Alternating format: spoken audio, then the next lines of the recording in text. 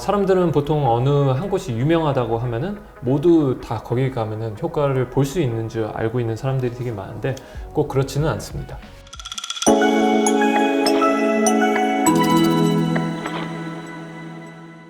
안녕하세요. 안녕하세요. 성형외과 전문의 임수성입니다. 성형외과 전문의 이장원 원장입니다.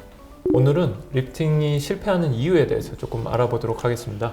사람마다 리프팅 시술이나 수술 효과가 너무 다르게 나타나는 것 같은데 이유가 뭘까요? 많은 사람들에게 인기가 있는 이 리프팅 시술이나 수술이 모두에게 만족하는 결과를 주는 것은 아닙니다. 각 수술이나 시술이 적응증이 다르고 환자 얼굴 상태마다 효과 좋은 것이 있고 또 안 좋은 것이 있는데 사람들은 보통 어느 한 곳이 유명하다고 하면은 모두 다 거기 가면은 효과를 볼 수 있는 줄 알고 있는 사람들이 되게 많은데 꼭 그렇지는 않습니다.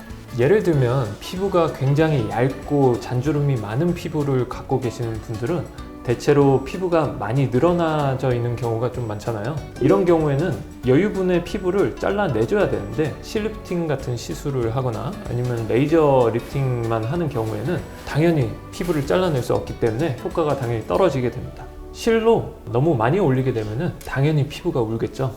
그러면은 모양이 틀어져서 많이 올리지도 못하게 됩니다. 그리고 레이저 리프팅은 이미 늘어져서 여분이 많은 피부를 없애는 데에는 한계가 명확한 시술이기 때문에 이런 분들은 피부 절제가 동반된 수술을 해야 합니다. 그러면 또 흉터가 걱정되시는 분들이 좀 많은데 요새는 기술이 많이 발전해서 흉터가 시간이 지나면서 거의 눈에 띄지 않는 방법을 좀 많이 쓰게 됩니다. 그래도 걱정되신다고 하시면은 리프팅 수술은 사실 방법이 다양하기 때문에 흉터를 머리 안쪽에서 국한된 방법의 수술을 받으시는 것을 좀 추천드리고요. 하지만 피부가 늘어져서 처져 보이는 게 원인인 환자가 피부를 잘라내지 않고 레이저 리프팅만 주구장창 하신다든지 이러면은 효과가 매우 좀 떨어지게 됩니다.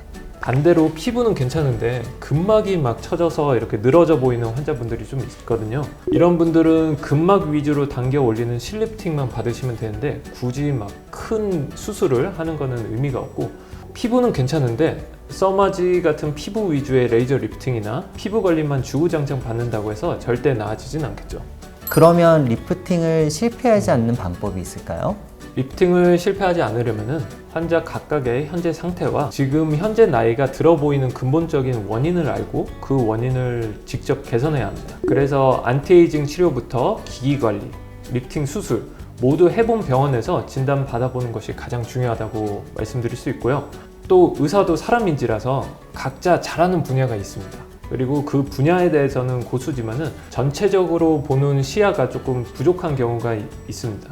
예를 들어 제가 이전에 진료보았던 환자인데 유명 레이저 리프팅 전문 병원에서 비싼 돈 들여서 몇 년 동안 받아도 효과가 없었던 환자였습니다. 실제로는 볼륨 부족이 문제였던 환자라서 간단하게 필러와 지방 이식만으로 해결했던 환자도 있었고요. 또 다른 환자는 10년 동안 피부 관리만 열심히 받았던 환자가 있었는데 그 비용에 사실 10분의 1도 안 되는 가격으로 간단한 리프팅만으로 해결했던 케이스도 있었습니다. 그럼 어떤 분들은 리프팅 수술 이후에 금방 다시 처지던데 방지할 수 있는 방법은 따로 없을까요? 얼굴이 나이 들어 보이는 이유는 실제로는 여러 가지입니다. 피부가 처지거나 피부가 탄력이 없거나 근막이 처져 있거나 근막에 탄력이 없거나 볼륨이 부족하거나 영양 및 호르몬 밸런스가 깨져 있거나 이런 경우들이 많은데 이 모든 것을 골고루 갖춰져야지 다시 젊은 시절의 얼굴로 돌아갈 수 있고 그 상태를 오래 유지할 수 있습니다. 특히 영양 및 호르몬 밸런스는 기초 체력에 해당하게 됩니다. 이게 안 무너지게 규칙적인 생활, 올바른 식습관, 올바른 영양제 섭취가 중요하게 되겠죠. 그리고 레이저 리프팅에 대해서 오해하는 경우가 종종 있는데 레이저 리프팅은 피부와 근막의 탄력 개선이 주된 효과지 이미 처져 있는 피부나 근막을 끌어올리는 데는 효과가 조금 제한적이게 됩니다. 실 리프팅은 레이저 리프팅하고 수술 사이 단계라고 좀 보시면 될 것 같고요. 수술은 피부와 근막이 처진 만큼 제거해서 다시 되돌리는 방법이지만은 리프팅 수술은 피부 근막이 처진 만큼을 제거해서 다시 끌어올려주는 역할을 하게 되고 그거에 대해서는 효과가 엄청 뛰어나지만은 피부와 근막에 다시 탄력을 주는 데는 좀 한계가 있습니다. 따라서 본인이 어떤 이유로 나이가 들어 보이는지 아는 것이 첫 번째로 제일 중요하고 그에 맞는 해결책으로 해결한 뒤에 지속적인 관리가 중요하게 되겠죠. 관리라고 해서 거창한 것은 없습니다.